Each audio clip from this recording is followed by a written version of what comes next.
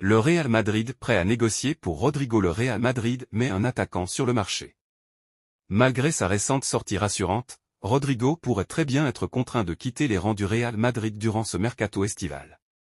Avec les arrivées de Kylian Mbappé et Endrick, l'international brésilien va voir son temps de jeu partir en poussière. Pour éviter de créer une ambiance invivable dans le vestiaire, le club madrilène serait prêt à écouter les offres pour son numéro 11 cet été. En effet, selon les dernières informations relayées par le quotidien catalan Sport, les dirigeants du Real Madrid ne s'opposeraient pas à une vente de Rodrigo, malgré un long contrat courant jusqu'au 30 juin 2028. Intéressé par le profil du Brésilien pour compenser le départ de Mbappé, le Paris Saint-Germain pourrait profiter de cette ouverture pour le recruter. Doté de qualités exceptionnelles, l'enfant d'Osasco pourrait donc débarquer en Ligue 1 dans les mois à venir. Toutefois, le club de la Nasser Al-Khelaifi devra s'attendre à sortir le chéquier puisque Florentino Pérez ne compte pas brader Rodrigo. Outre le Paris PSG, Manchester United, Chelsea, Manchester City et Liverpool seraient également positionnés pour tenter de s'offrir les services de Rodrigo.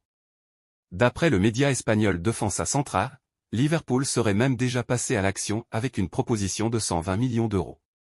Mais les Merengues, qui attendent au moins 150 millions d'euros dans ce dossier, auraient repoussé l'offre des Reds.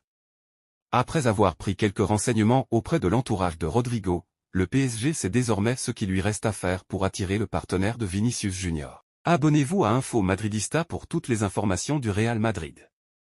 Le prochain mercato estival sera l'occasion pour le Real Madrid de vendre certains éléments, de l'équipe première mais aussi de la Contra. Avec l'arrivée de Kylian Mbappé et Endrick, l'attaque du Real Madrid sera bien plus fournie que la saison passée. Outre ces deux recrues, la ligne d'attaque comptera 5 autres joueurs, Vinicius Junior, Rodrigo, Joselu, Brahim Diaz et Arda Güler. Un contexte qui ne fait pas les affaires du joueur de la Contra, Álvaro Rodríguez. Ce dernier n'aura évidemment pas sa place dans l'équipe première, et aucune chance d'obtenir du temps de jeu avec Ancelotti comme c'était arrivé en début d'année 2023, la saison dernière. Rodríguez avait alors disputé quelques minutes et même marqué lors d'un derby au Metropolitano. L'attaquant hispano-uruguayen, qui aura 20 ans le 14 juillet prochain, pourrait donc quitter le club dans un avenir proche. Le Real Madrid a mis Álvaro sur le marché pour cet été, révèle le média espagnol Mundo Deportivo.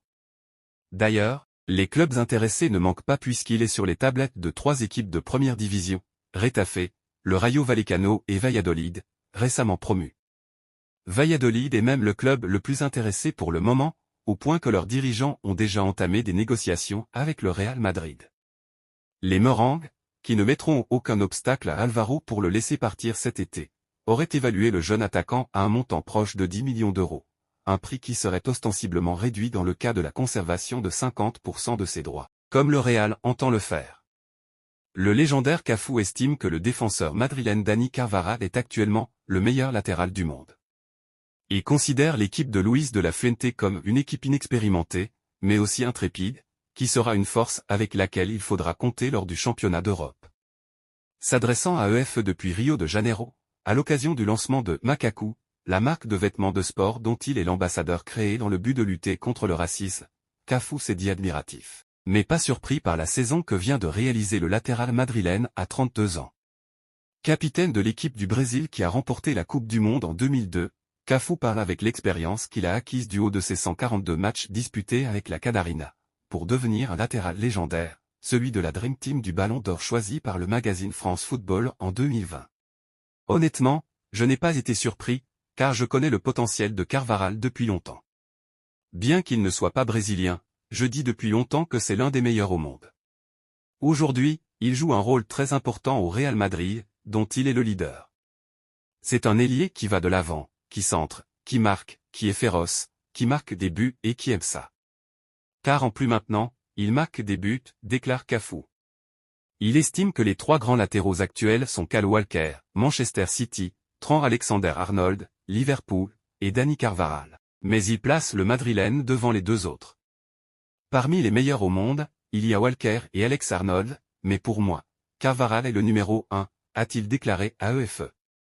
En outre, il est confiant quant au rôle que l'équipe nationale espagnole peut jouer en Allemagne, qui commence sa participation au championnat d'Europe demain contre la Croatie. L'Espagne est une équipe jeune, avec très peu de joueurs expérimentés, mais c'est une équipe qui n'a pas peur de jouer et qui, pour cette raison, créera de nombreux problèmes à ses adversaires. Quant à son compatriote Vinicius, l'autre grande star de la saison au Real, Cafu ne doute pas qu'il devrait remporter le Ballon d'Or. Je ne le vois pas seulement comme un candidat, mais aussi comme le lauréat du Ballon d'Or. Pour tout ce qu'il a fait les saisons précédentes et, surtout, pour ce qu'il a fait cette saison, en finale de la Ligue des Champions, mais aussi en remportant la Liga avec le Real Madrid en marquant beaucoup de buts.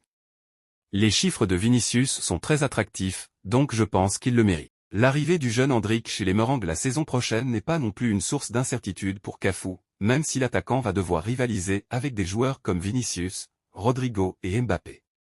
Au Brésil, on dit qu'on a un diamant dans la main et c'est Endrick, n'est-ce pas? Mais il faut savoir comment tailler un diamant et Ancelotti le sait très bien, il sait comment tailler de jeunes joueurs qui, à l'avenir, pourront devenir les meilleurs joueurs du monde. C'est un joueur prometteur. Il est déjà une réalité dans le football brésilien et il est capable de devenir l'un des meilleurs du monde, a déclaré le Brésilien. Abonnez-vous à Info Madridista pour ne rien manquer.